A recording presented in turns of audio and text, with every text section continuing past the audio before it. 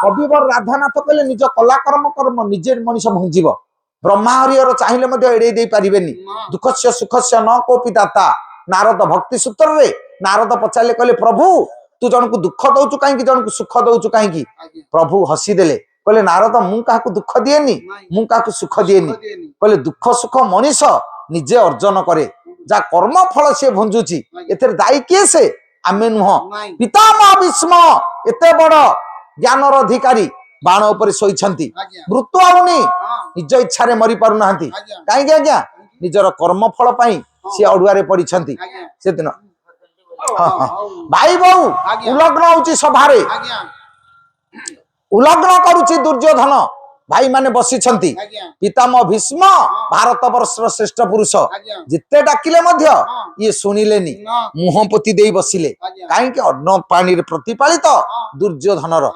परर अन्न पानी रे प्रतिपालित तार स्वाधीनता कोन अछि स्वाधीनता आज्ञा किछि नाही काहे कि आज समाज रे आपण देखंतु जदी बहुटी सोई पड़िछि सासु खड़ खड़ होउछि जदी ता झिया आसीथबो घर को सोईब एकाटा जाए शीत दिने माँ कौन फाटी फिट को मो पिला पर दुआरे केते खटी खटी आसी सौ सौ किंतु बहु जदि शोई थब खाली खड़ खड़ होथब नवाब पिला 10,000 पिला कोटिपति पिला पोइली आनी कि तो झील शोइले तो किसी होनु बहु शोइले एमती कहीं होचु सासु जदि बहु को झील भली भावंता ताले से घरी कली लागंतानी आ तू जदि झील भली भाबिबु से तते माँ भली भाबिब आ तू तो ताकू पर भली भाबुछु से तते कोन सेवा करिवो ताले कहा पई के ना जिते बेले मनीष अनुपूरक परिपूरक हब जने जनक पाई सेते बेले सब ठीक अछि पितामह भीष्म खाई देले बोली पर अन्न रे प्रतिपालित सुनिलेनी चिंता कले द्रौपदी पितामह भीष्म सुनु नाहंती गुरु द्रोण सुनु नाहंती पांच पांचटा स्वामी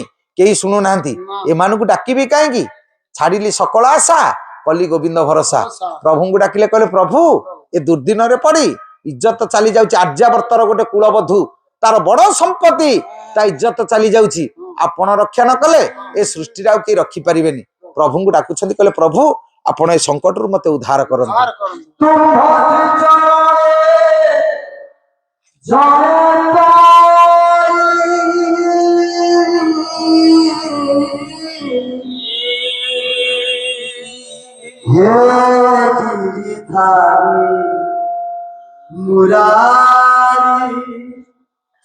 मुरारी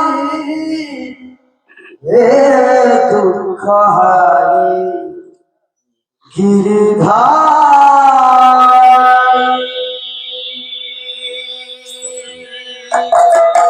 कुंभसी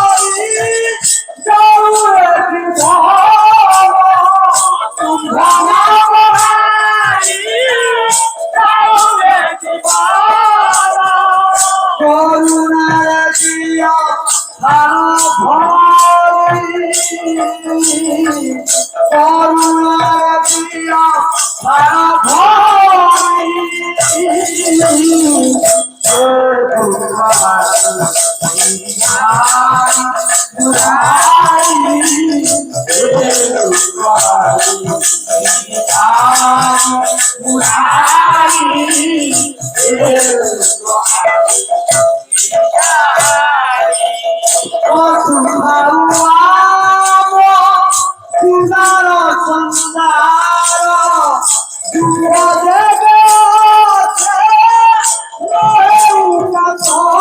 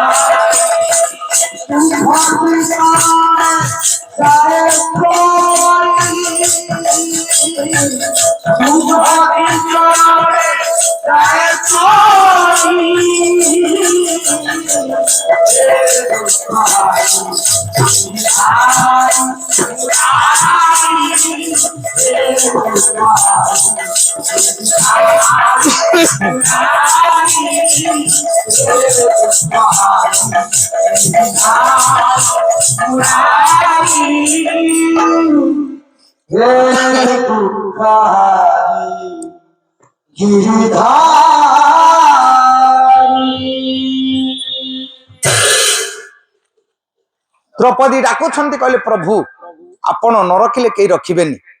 ସେଦିନ ଭଗବାନ ବାସୁଦେବ କୋଟି ବସ୍ତ୍ର ଦେଲେ, ଦ୍ରୌପଦୀ ଉଦ୍ଧାର ହେଲେ।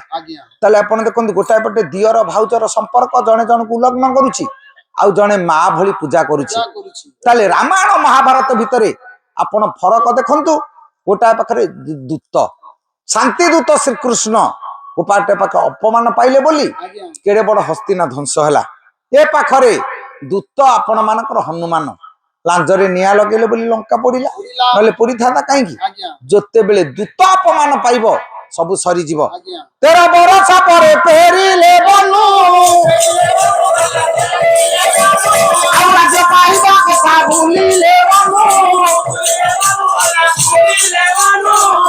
ବରଷର ବନବାସ ସରିଛି, ଆସି ରାଜ୍ୟରେ ପହଞ୍ଚିଲା ପରେ ଆଉ କହିଲେ ଆମର କଣ ଦରକାର? କିଛି ଦରକାର ନାହିଁ, ମୋ ଭାଇ ରାଜା ହେବା ଯାହା, ମୁଁ ରାଜା ହେବା ସେଇଆ। ପ୍ରଭୁ ଆପଣ ଯାଆନ୍ତୁ, 5ଟି ପଡା ଆମ ପାଇଁ ମାଗି ଆଣିବେ। ଭଗବାନ ବାସୁଦେବ ବାହାରିଲା ବେଳେ ଦ୍ରୌପଦୀ କାନ୍ଦୁଛନ୍ତି, କହିଲେ ପ୍ରଭୁ ମୁଁ ଯୋଉ ପଣ କରିଛି ଦୁଷା ଛାତି ରକ୍ତରେ ବେଣୀ ବାନ୍ଧିବି, କଥା ଅନ୍ୟଥା ହେଇଯିବ।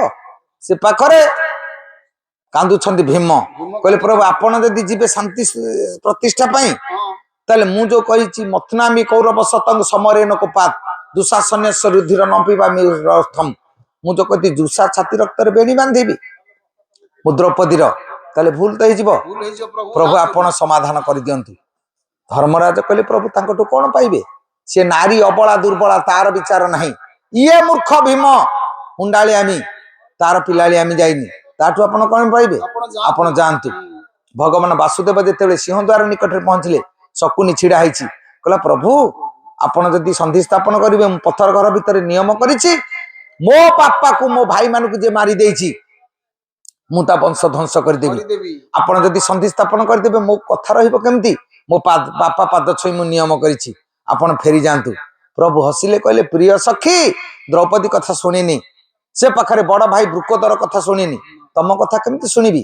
ଆଗକୁ ପାଦ ପକେଇଲା ବେଳେ ଶକୁନି ହାତ ଯୋଡ଼ିଦେଲା, କହିଲା ପ୍ରଭୁ ଆପଣ ଯଦି ଆସିବେ ମୋର ସର୍ବନାଶ ହେଇଯିବ। ବିଚାର କଲା ଇଏ ତ ଗାଲୁଆ ଠାକୁର, ଆକୁ ଟିକେ ତୋଷାମତି କଥା ଭଲ ଲାଗେ, କେଜାଣି ଡାକିଲେ ଇଏ ଫେରିଯିବ କି? ଯଦୁମଣି ସାହିତ୍ୟ ବହି ହେଲା ପ୍ରବନ୍ଧ ପୂର୍ଣ୍ଣଚନ୍ଦ୍ର। ଶକୁନି ହାତ ଯୋଡ଼ିଦେଲା, କହିଲେ ବ୍ୟାଜ ନୁହେ ଗିର ତ୍ୟାଗ କରି ନ ପାର, ବୟର ପୁରାଣରେ ସଚ ଏ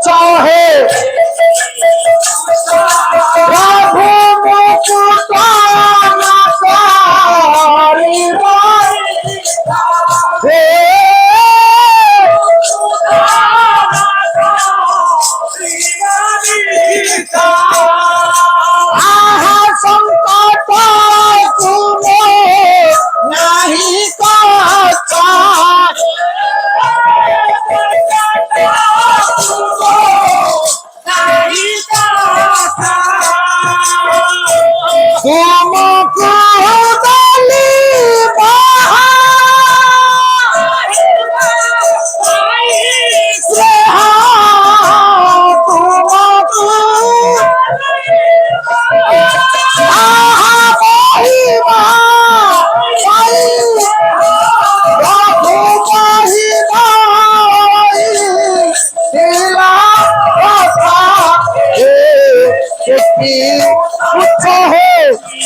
पूछा है